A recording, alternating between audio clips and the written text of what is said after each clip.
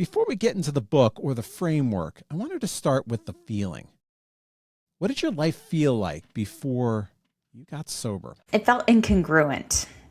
It felt like the person I presented myself to be, high achieving, high functioning, working at Google, doing what a lot of normal kind of 20 somethings would be doing, working hard and playing hard. But on the inside, the consequences of that incongruence and a lot of the behavior that I exhibited felt like I was getting eroded from the inside. I felt like I had this empty cup feeling inside of me. Like no matter how much I achieved or did or what I did or the accolades or the good jobs, it never felt like enough. Almost like that cup would drain and demand to be filled again. I remember even writing in my journal during this work hard, play hard time of working at Google, but also being, like an alcoholic by night. I remember writing in my journal, I just want to be more authentic. I want the words that come out of my mouth to match who I aspire to be. And I couldn't figure out how to make my words, my actions, and who I wanted to be match. And that's a really painful place to be. So no wonder alcohol is a solution for that. It's interesting that you said, well, just like any normal 20-something-year-old, I was working at Google. I think that most of the audience will look at that and say, that's not even close to what I was doing in my 20s. Like on the surface there, saying you had a job at Google in your 20s, that feels like you hit the jackpot. That's the 1%.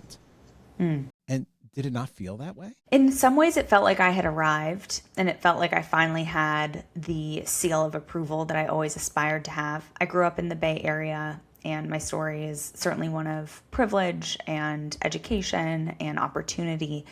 And yet it was always this dichotomy of like, okay, I've made it, but I don't feel like I've made it on the inside.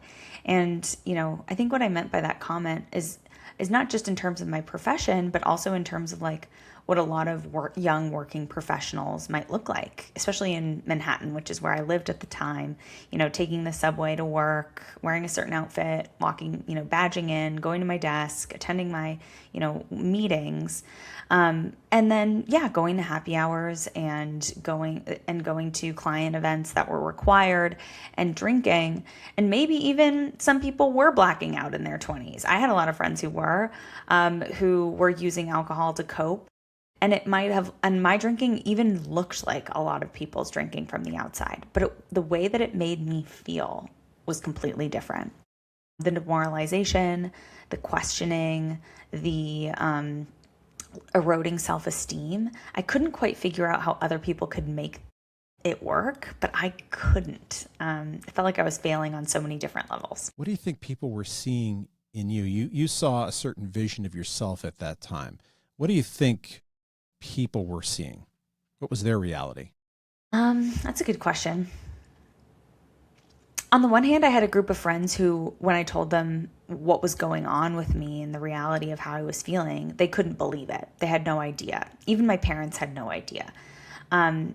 They were like, but you seem fine. You seem happy. It's all good. And I think that that's the case for the person. I'm a firstborn daughter.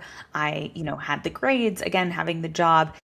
It's safe to assume that people who have the outsides, it's like that's the person I don't need to check on. That's the strong friend. That's the capable friend. But then I had other people who maybe knew me from growing up, for example. And they were like, why do you feel like, I had a friend be like, why do you feel like you're always performing? Why do you feel like you need eyes on you all the time in order to feel alive? And I was like, oof. I just kind of brushed it off. I was like, I don't know what they're talking about.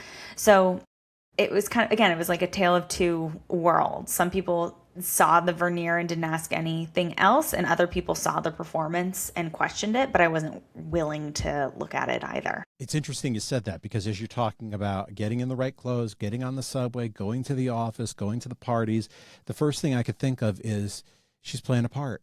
She's getting into her costume. She's acting on stage, but I could see the whole, it doesn't feel real for me. I'm play acting through this. At least that's what's in your mind. That's right. That's right. And I think that's what I was trying to get at in the journaling, is that it was like, again, it's like it looks the same as everybody else, but why does it not feel right for me?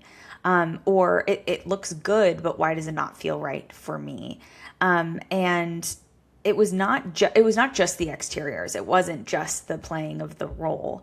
It was, the fact that I wouldn't allow, it was this empty cup feeling, this feeling like I could never measure up, and the subsequent kind of like patterns that I was running in order to feed that disease of more. And the fact that the things that I would do in order to get people's attention or to feel like to get eyes on me, essentially, because I felt like without eyes on me, I would disappear. That's some deep stuff. I can identify there. Mm-hmm.